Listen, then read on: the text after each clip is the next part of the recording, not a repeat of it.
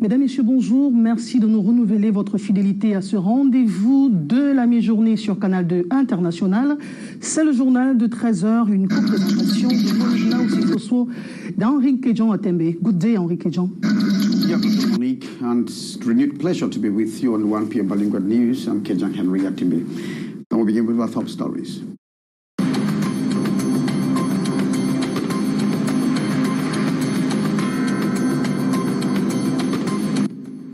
Automatic toll gate has been commissioned for use by the government. The Mbeka toll gate is located on the Kribi-Lolabe stretch of the road connecting the port city of Kribi and neighboring countries of the Central African sub-region.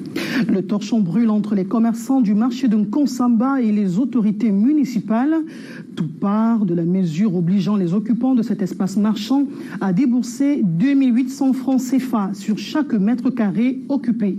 And Northwest Regional Northwest Region denizens criticize or lament over the poor execution of the public investment project. Members of the Regional Follow-up Committee have met in Bamenda to examine the ground covered so far. We are going to have correspondent reports from our Northwest Regional Bureau correspondent. Les finalistes de la prochaine Coupe du Cameroun sont connus, Coton Sport de Garoua et Bamboutos de Mbouda.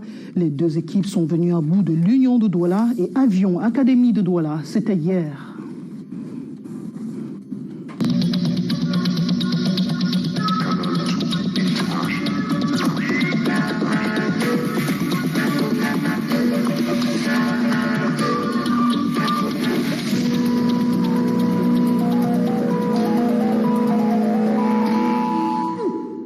Join us, Kejang Henry Atembe and Monique Naousi-Fosso. You have the first part of the rollout, Monique. Thank you, Henrique Jean Atembe. Et après une dizaine d'heures de blocus, la circulation est à nouveau fluide sur le tronçon Kain-Likok-Bankomo. C'est sur la nationale numéro 3 qui relie Douala et Yaoundé. Le camion empêchant la circulation des automobilistes durant toute la nuit a été enlevé autour de 9 heures ce matin, mettant ainsi une fin progressive à un très long stationnement observé sur une centaine de kilomètres environ. Signalons que de nombreux passagers ont passé la nuit sur place. Plus loin, au marché de Nkonsamba, les commerçants continuent de protester contre le paiement de 2800 francs représentant le prix du mètre carré qu'ils devraient occuper. Et la goutte d'eau qui a fait déborder le vase, c'est la fermeture de leur boutique. En ce moment, des réunions de crise se tiennent pour revenir à la paix dans cet espace marchand du Mongo. Reportage Junior Roussin, Emmanuel Ngomba. La protestation menée par les commerçants du marché central de Nkonsamba inquiète les autorités publiques. Ces commerçants disent non au paiement de 2800 francs CFA le mètre carré et souhaitent rester au prix de 750 francs CFA. Le mercredi 27 juillet dernier, de nombreuses boutiques ont été scellées pour non-paiement des 2800 francs CFA, suscitant de vives manifestations, d'où cette réunion d'apaisement initiée par le maire de la ville, Frédéric Zokiepo, ce jeudi. Nous avons débloqué la situation. Il a été demandé, ça a été une proposition forte du commissariat central, que les commerçants puissent payer. Ce qui s'est fait cette nuit-là, beaucoup de boutiques ont été décelées dans la pluie, ce qui fait qu'apparemment, vendredi matin, à ma connaissance, il n'y avait plus de problème. Mais comme M. le préfet avait déjà programmé une réunion, la réunion a été tenue. Bon, j'attends le rapport de mes services ce lundi. Il faut savoir ce qui a été dit à ce niveau. Mais ce que je peux dire, et je suis sûr que les commerçants sont témoins, c'est qu'à la réunion de jeudi, la situation était complètement désamorcée. Dans sa volonté de pacifier ce secteur, le premier adjoint préfectoral a lui aussi tenu une réunion avec les concernés. La décision du préfet a été fiable. Il a su laisser tout ce douleur. Il a solutionné. Ça va, c'est ce qu'on voulait. Il ressort de ces différentes rencontres que le maire de la ville de Nkonsamba doit suspendre de manière temporaire toute intervention dans le marché. Et une séance de travail dans les prochains jours doit être organisée. Cette mesure, le travail est suspendu jusqu'à l'arrivée du préfet. Quand il sera là, on va poursuivre les concertations pour que un taux consensuel soit fixé. Mais à date, les commerçants payent ce qu'ils ont toujours payé. Entre-temps, plusieurs boutiques scellées ont été réouvertes et le mot du préfet du département du Mungo reste attendu. Défaire l'Afrique des reliques du néocolonialisme, c'est le plaidoyer porté par le nouveau mouvement populaire. Le parti de Bandakani l'a fait savoir le week-end dernier lors du lancement des journées du panafricanisme du XXIe siècle. Reportage de David Sandio et de Marius Kwesson. Mais la manière dont on procède là est inacceptable. Appellation bien contrôlée, les journées du panafricanisme du XXIe siècle. C'est la 6e édition du JAR. Passons à l'autre bord, l'expression de ralliement. Cela guide les travaux du Congrès.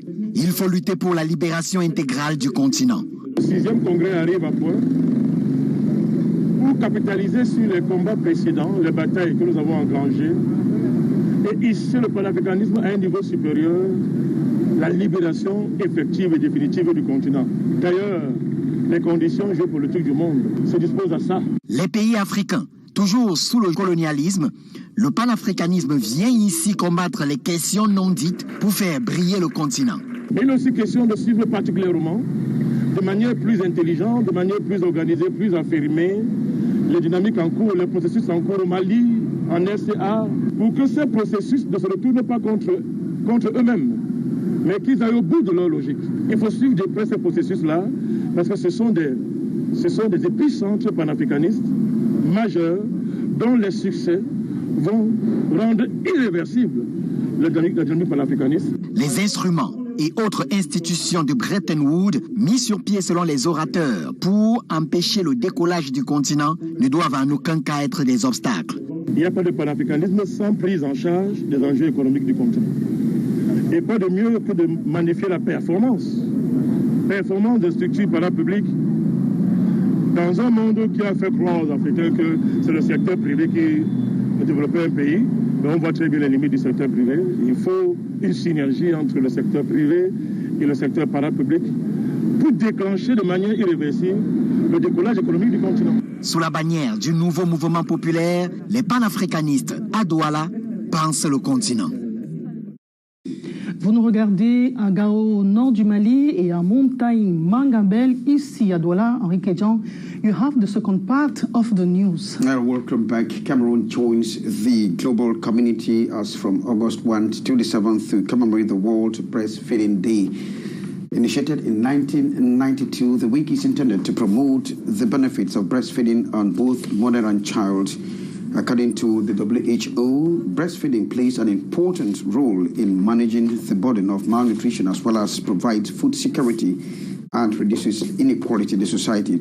Breast milk is known to be the best food for newborn babies because it has antibodies that helps to prevent many pediatric ailments and of course helps to fight germ and bacteria. This year's theme is Step Up for Breastfeeding, Educate and Support.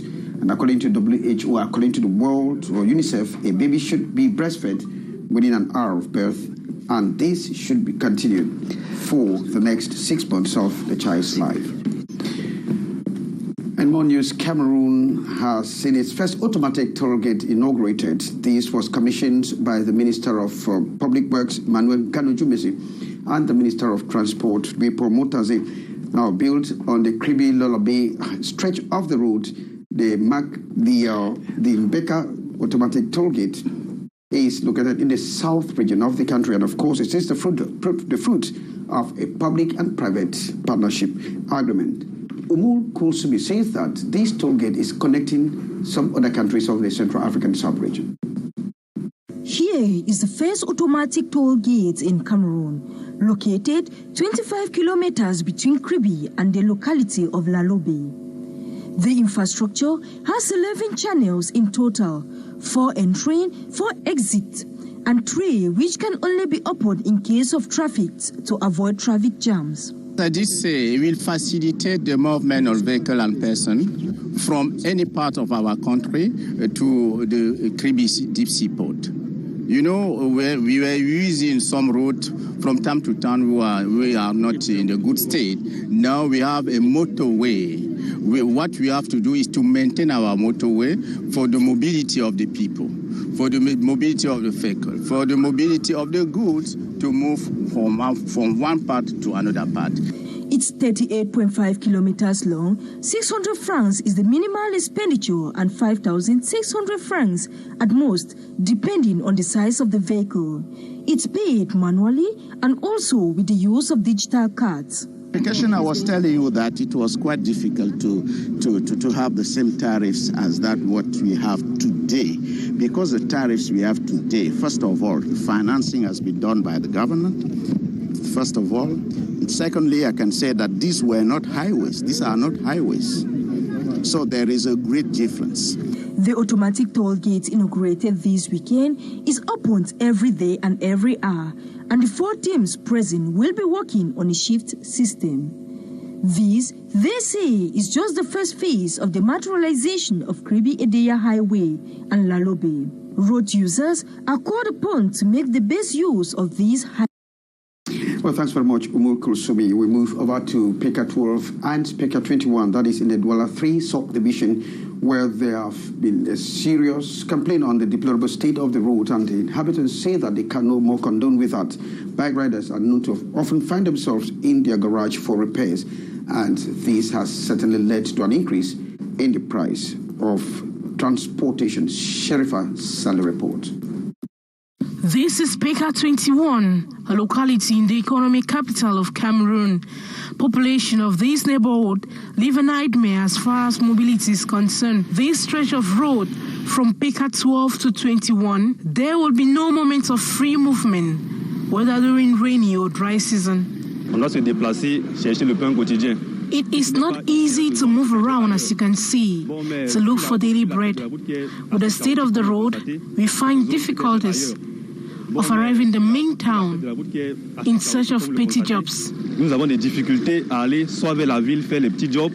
Drivers are often obliged to move on pedestrian pavements to obtain smooth movement, thereby hindering pedestrians from free movement. Subjected to the torments of the impassable state of road, motorists and their machines pay a heavy price. As you can see, we the bike riders, we face many challenges. We are always in the garage repairing our bikes. We beg the Cameroonian government to help us improve the state of our roads. These population are calling on the government to change the situation. While waiting for a third or favorable road, they persist in waves of the mud. Thanks very much, Sherifa Saleh. Monique. Yes, lutte contre la dépravation des mœurs. Les manuels scolaires bibliques désormais au programme des classes de 6e jusqu'en terminale. 5 manuels au total. Ils ont été présentés aux enseignants et hommes de médias à Yaoundé. C'était à l'occasion d'une conférence de presse. Arcel Kenyé, Marie-Reine Avom et Samuel Ebakissé. Fondamentaux de la vie, avancer avec assurance, bien négocier son décollage, se focaliser sur l'essentiel, la vérité vous rendra libre. Tels sont les intitulés des 5 manuels scolaires bibliques mis à la disposition des élèves de classe de 6e en terminale, d'enseignement technique et général. Donc, 3 principales cibles.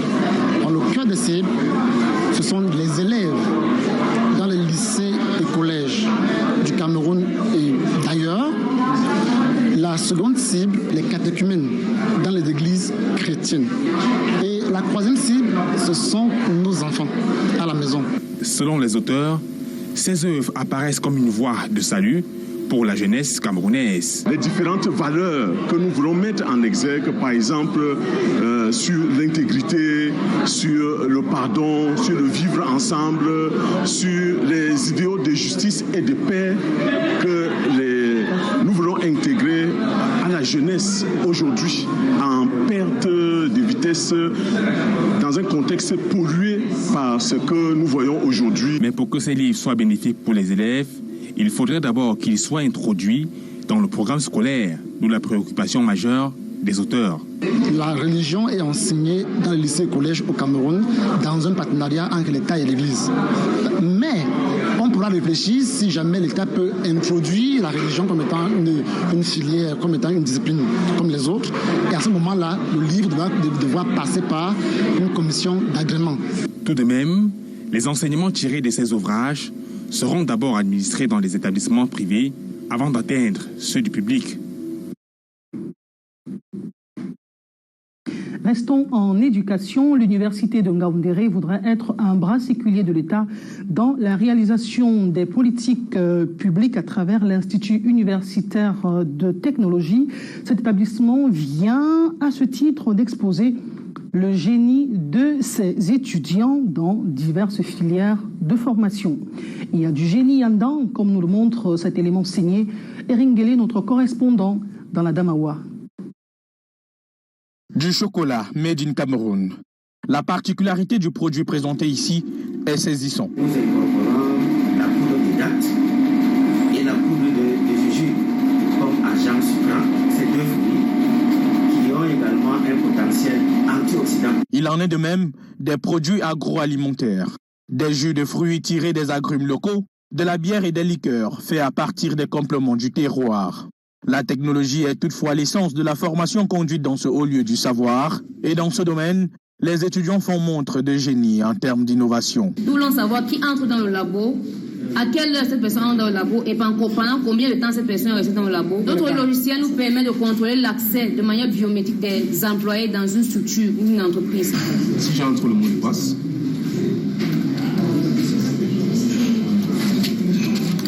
on se retrouve à la partie gestion du personnel.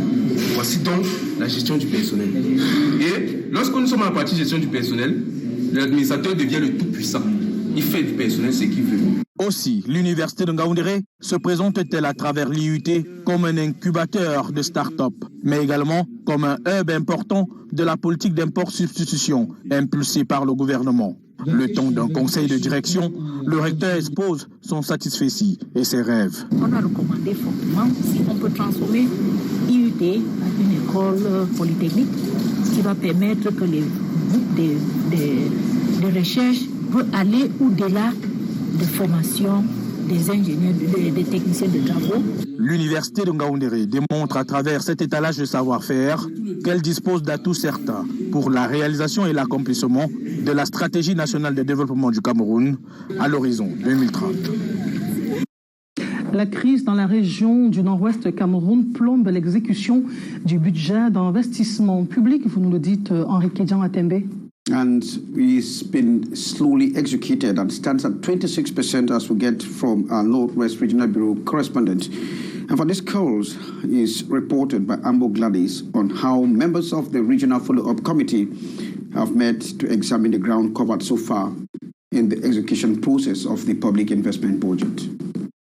Midway into the 2022 financial year, the level of execution of the public investment projects in the Northwest region stands at barely 26%. That is the main outcome of the follow-up committee meeting that held in Bamenda on Thursday, July 28.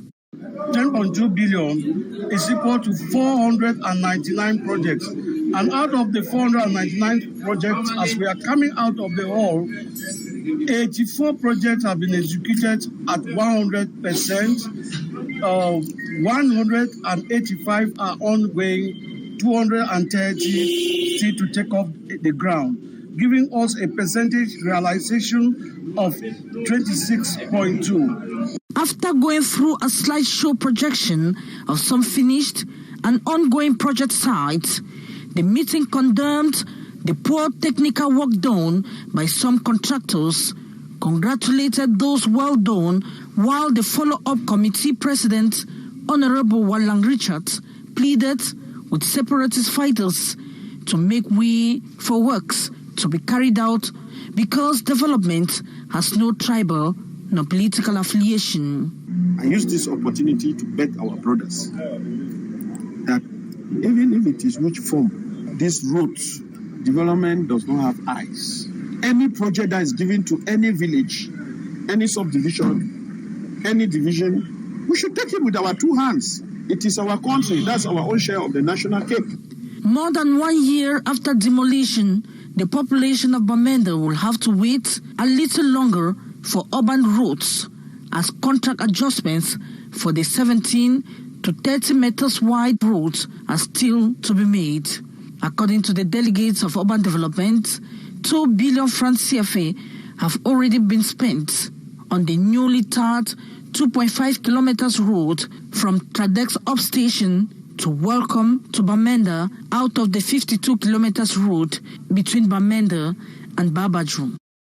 Rambo Gladys Dibang, reporting with from our Northwest Regional Bureau correspondent, Annie Collins. And we move over to Yaoundé, where researchers of the Yaoundé University #1 of the Department of Biology and Physiology have organized a conference where they actually evaluate the impact of plant and animal diseases on humans. In fact, during the meeting, methods of the techniques of protecting humans and animals against plant diseases were actually elaborated. Umul Kusumi was part of that conference and now reports.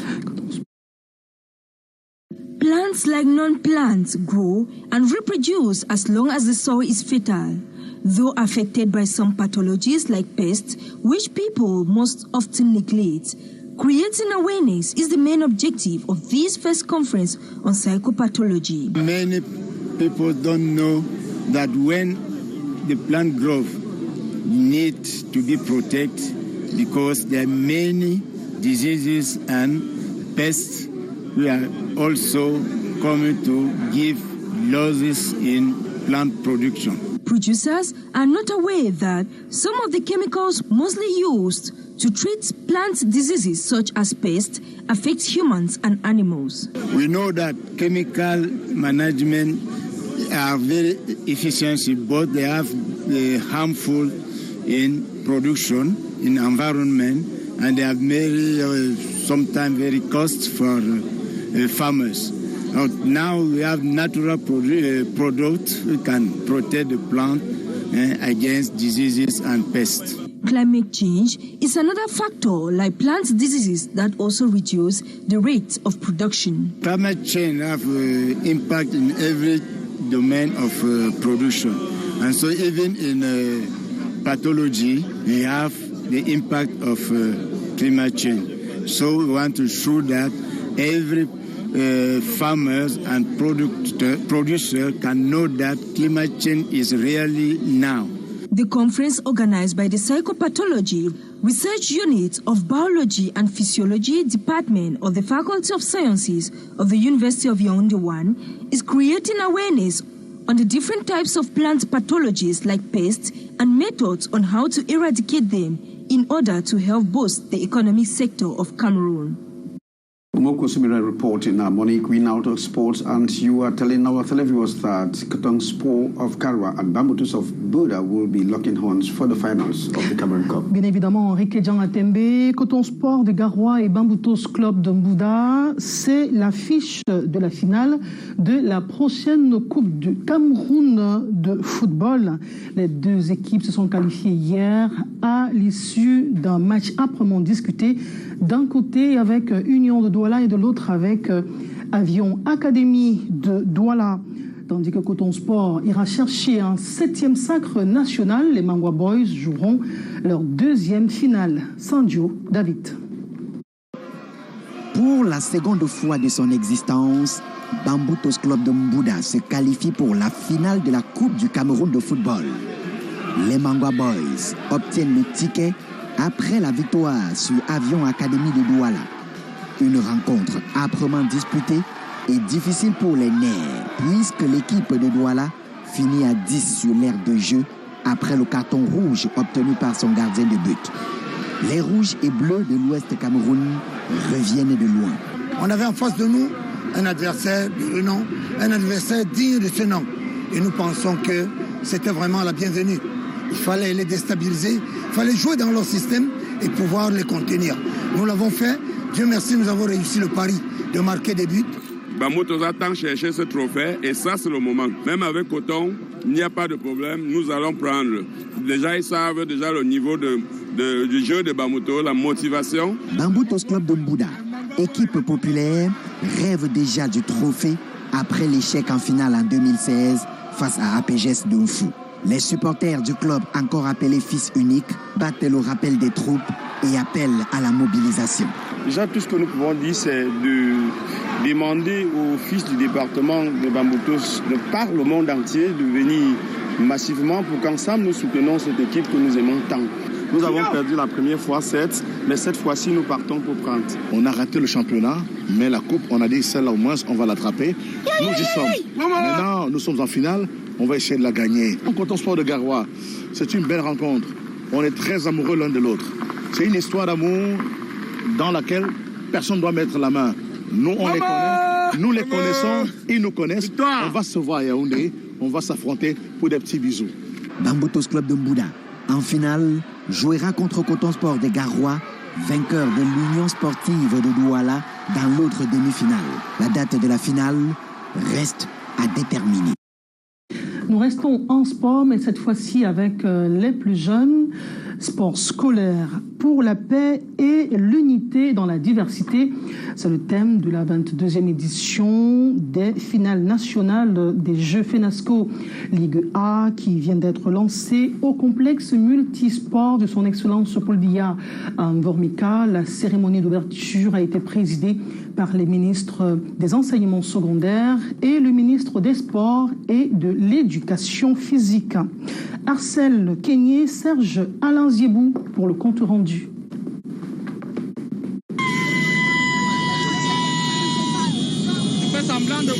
Une flamme olympique qui se balade et près de 3000 jeunes compétiteurs venus de diverses régions pour accueillir l'ouverture de la 22e édition des finales nationales des Jeux FENASCO, Ligue A.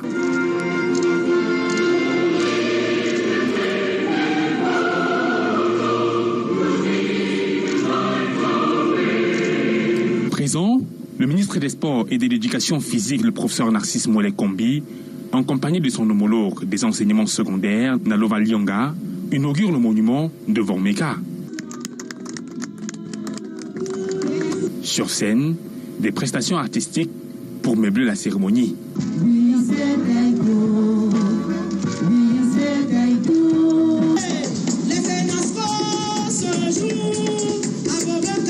Jusqu'au 6 août prochain, Vormeka sera la capitale du sport scolaire, version lycée et collège.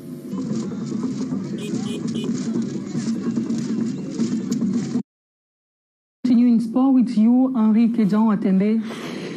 Thanks, Monique. Welcome back. Katang Sport of Karwa and Bamboutos of Mbouda are going to lock horns at the finals of the Cameroon Cup.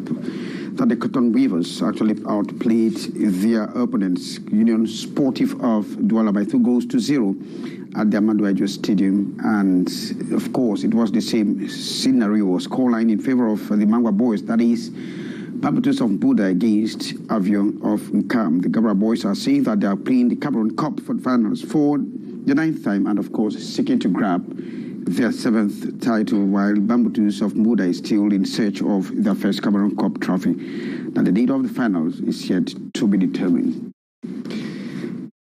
And that item brings us to the end of this 1 p.m. Balingua newscast. I've been Kejang Henry Atembe, and of course with Monique now see for so taking the rendezvous for next. For tomorrow. Monique, goodbye. Goodbye, Henri Kedjan Atembe. Mesdames, Messieurs, merci d'avoir été de notre premier rendez-vous à 15h30 pour le tour d'horizon des régions du Cameroun. Écho des régions sera des vôtres à 18h15. Retrouvez Gladys Ambo-Diban, journal de langue anglaise, et à 19h50, prenez rendez-vous également avec Alain Ghislain Kanga, le journal en langue française, grand format. Quant à nous, nous vous retrouvons demain à 13h avec le même plaisir. Bon après-midi sur Canal 2 International.